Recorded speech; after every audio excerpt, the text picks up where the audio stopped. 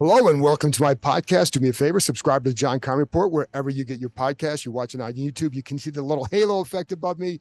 If you're watching there, thanks for tuning in. You can find us there as part of Ampire Media. That's Ampire. Don't forget to hit that like button, hit that subscribe button. Always appreciate when you tune in. Programming notes, a film review or game review will come out Tuesday morning. And then Tuesday night, Bram Weinstein, the voice of the Commanders, and I will do a live stream YouTube show at 7:30 Eastern time. So join us there. This is Nikki Jhabvala from the Washington Post. You know that we are recording this again Monday morning because I messed up the audio Sunday night. We had this great backdrop with the Denver Broncos Stadium. Now, instead, we have two really tired people at Elway's restaurant, which is kind of appropriate. So, Nikki, thanks for retaping this. And anyways, let's start with, we'll get this out of the way. What'd you think of the game? That's a huge win.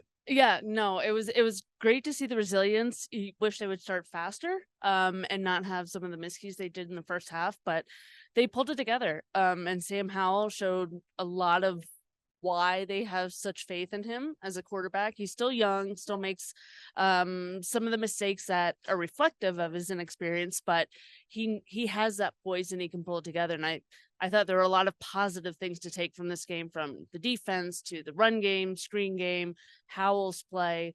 It was a big win, 2-0. And let's stick with Howell for right now, because that's part of the whole deal here. But you talk about resilience, and that's with the unflappable nature of who he is. And you just saw it reflected once again after they get behind. And just what have you, I guess we keep kind of going back to the same thing, as he's even keeled, but what else have you learned about him even in these first two games? Yeah, I just think he doesn't get rattled, which is so easy for a young quarterback to do. When he makes a mistake It's a Denver fan. when he makes a mistake, or there's a sack or something goes wrong, he doesn't seem phased by it. He Not like that's a crying baby in the background because it's 7 a.m. Eastern time. Eastern, yeah. But he doesn't seem rattled. He doesn't let the mistakes snowball. And he's able to get the offense back into it.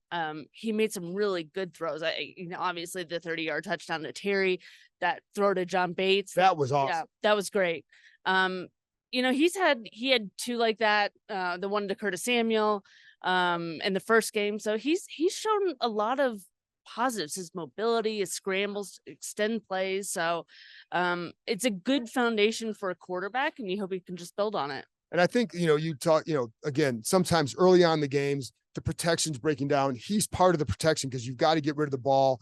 And there are times where he's still holding it a little bit much, but man, does he know it. He's a better version of Taylor Heineke, where you get that moxie, you can put things behind you, and then you go, but it's the arm is there. Like that throw to Bates. The throw to Terry was fantastic. Great catch. The throw to Bates before halftime to get in the field goal range, second week in a row where he's done that, was a bullet. Oh, and it's funny because I asked him afterwards, after the press conference ended, just like, about that play. Oh, well, that's where you have to go on that coverage. Right. Well, sure, but you got to get it over the corner, and the safety's coming, so you got to zip it in there, and that was impressive. Yeah, and the touchdown to Terry, I mean, he threw it in the perfect spot so Terry could go up and get it, just on his outside shoulder, high enough to where he could pull it down. So it was. Yeah, he had a lot of those plays. There were a couple there was one that was deflected. I don't know if it was necessarily on him. That was in the first half when the offense was sort of struggling, but they pulled it together, and I just think that's a good sign for a team. And let's talk about I was going to say Jay Leno. It was Charles Leno.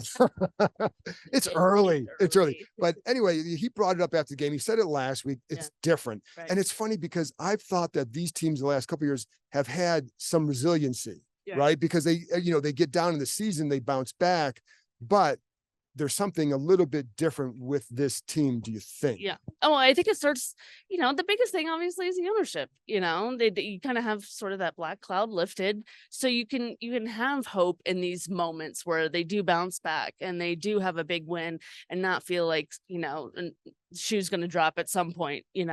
That was the feeling a lot over the last 3 years.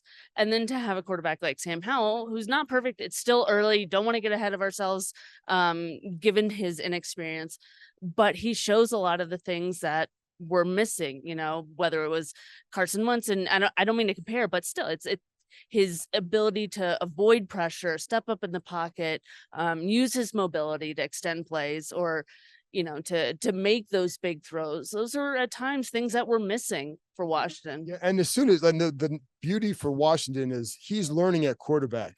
They are 3-0 with him while he's learning. And that's because, again, like some of those plays early on, this is where that second half, especially in the second quarter on, we say, okay, this is who they see, but it's the learning curve where, again, he's growing, he's learning, because he'll have to, like, it's getting through your progressions at a proper pace. And it's going to take a while for that, because it's not like, oh, I saw this last week, I can do this. It's every week there's something different. But that's what, to me, it gets is for, if you're a Washington fan, is that 3-0 with him learning. Right. No, I thought it was huge. And you're starting to see the others kind of feed off of it. I thought Brian Robinson had a tremendous game, complete game. You see how he can be involved in the screen game, the passing game, broke off some big runs, which was huge. Antonio Gibson had that big catch and run on the screen. You see the defense feed off of it. The defensive line, Chase Young and Montez Sweat combined for 3 sacks. I mean, it's just good to see all around. And let's go to the run game, because it's funny, because if you mention Brian Robinson, someone else is going to say, well, yeah, and Antonio Gibson. They always want to point that out because it was big. But Robinson getting those runs, and it's like, have we seen him yet? And he says no, but not to the full degree, but we're starting to see it. And to me, it's the cuts, the vision. I felt like they did a good job with Denver getting him into lighter boxes. That's where Oakland, the Raiders, had success last week against that, and that was smart. But he did a good job with that, and so what have you seen from him the last? Yeah, I think you see a lot of what he showed last season with his. He's just a powerful runner. He can drag defenders with him to get some extra yardage. His catch ability too. I thought that was pretty underrated last season. They're finding ways to utilize it this season. And I think the biggest thing is you're starting to see how the run game fits in this offense. I think there's still a question of that throughout camp. And even in the first game, how does that group fit in? Because they're talented players, good players, but how will they utilize them? I think we're starting to see that. And they talked on, I think it was Friday or Thursday or Friday, they were talking about how Robinson's still kind of getting used to how Bieniemy wants them to run, because it is different. But again, once you start seeing that, you start seeing the ability in those FU type runs and just power runs that kind of, to me, gets teams fired up. Right. And that, yeah, no, absolutely. I mean, he looked good. And Gibson, the screen game, because we brought that up, and that was huge too. It's the first time I think we've really seen the impact of that screen game to the degree that they want it. And there were a couple of screens, like they got Gibson the ball in space, they get Robinson the ball in space, and that one in space to Robinson was impressive because there was 5 or 6 guys coming. He's got to be patient to get it over there.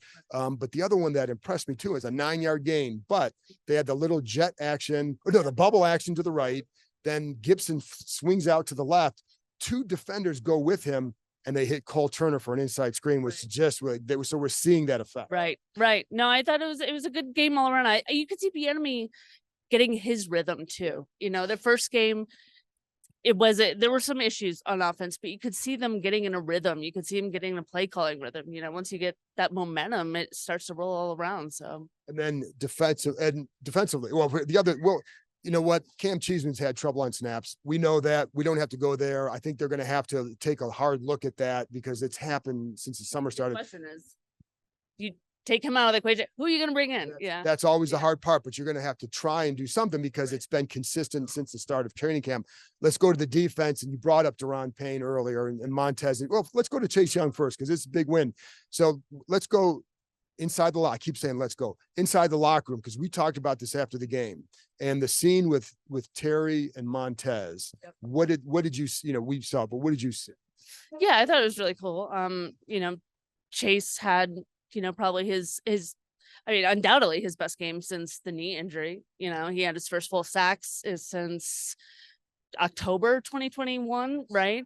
Totaled 1.5. And, it's just a big comeback for everything he's been through with the knee injury, missing 22 games there, missing the first game of the season with the stinger. So, and Terry recognized that, and he just went up to him, gave him a hug, told him he was proud of him. And they had a fairly lengthy heart-to-heart, and it was just cool to see. And that's just Terry. It is. And he goes, I'm proud of you, bro. And so, that was just, but again, it was a couple minutes he spent there. And I know, like, for Chase, it's the journey, right? Because, like, it has been a journey since. I know there's been a lot of criticism, fans and certainly some media about who, where's he going to go? What kind of player is he? And I think we saw today now, they have a lot of talent at the defensive line, but like, for example, that Russell Wilson scramble, that's a first down if it's not chasing him. He really did hunt him down there. Yeah.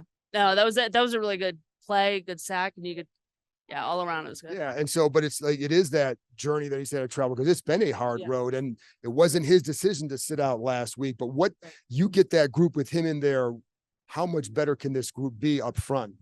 Yeah, I mean, he's a rare talent. The question is, and this was a question last year, it was a question in 2021, can they play as a group and not have everybody freelance? I thought we saw some of that today. Can it continue?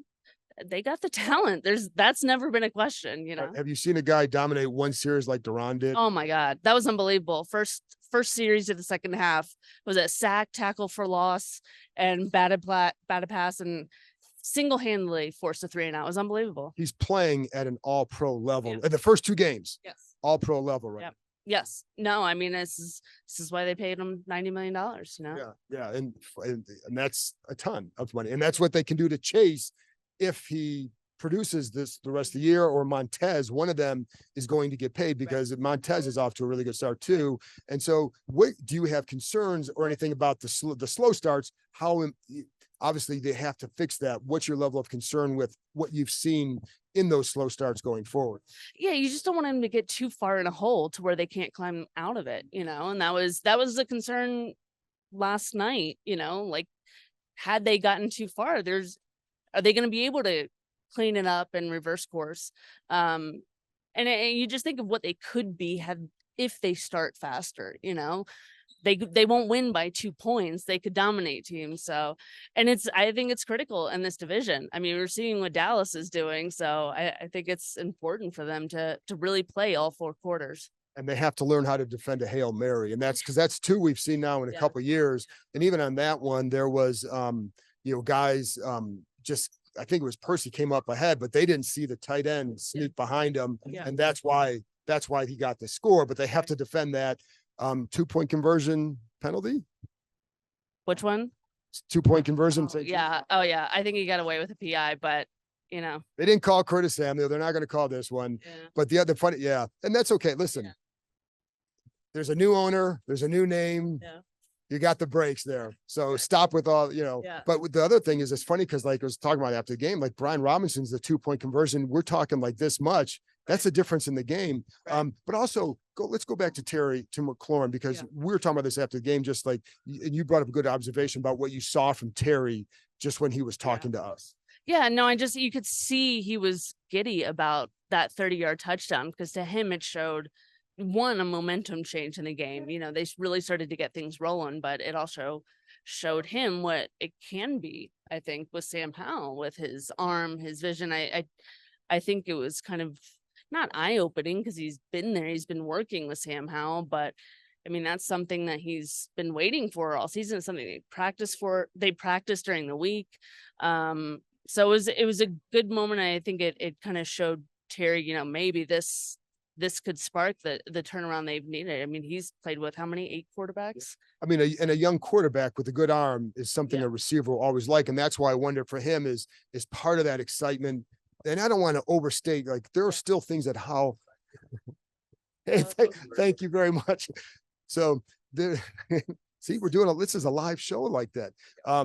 Anyway, but I think with a young quarterback like that it can generate that level of optimism. Right. And I think that's where, again, he's got a lot to learn, that we don't know what the finished product's going to look like. But what we have seen is he can make plays when they need them. Right. And that generates a level of hope throughout the organization. Right. What did again, moving 2-0, going for, he got the Bills this week. Where do you think this team is at? Are you saying, like, do you look at it like, hey, they really is different, this can be the start of something big? Or do you say, like, there's probably still more to see, but what's your assessment after 2? Yeah, no, I think it's a great start. It's sort of the tone setter, no doubt, for the season, but you got to keep it rolling. You got to clean up those mistakes, but I think it's a great start, honestly. Yeah, and people should be excited, and I think because it is a new day. So anyway, that's it from the Denver airport with Nikki Jhabvala, my pal from the Washington Post. You can check all their stuff out there at Nikki_Jhabvala, Jhabvala. go on Twitter or X or whatever it is. And there you go. And we may have, the one last night was really, really good. So, this one was good too. Yeah. So I appreciate Nikki retaping this and always being a pal to join the show. Again, another show Tuesday morning, looking after watching some of the game again. And then Tuesday night, live stream, 7:30 Eastern time with the voice of the Commanders, Bram Weinstein. Thanks for tuning in. I'll talk to you next time.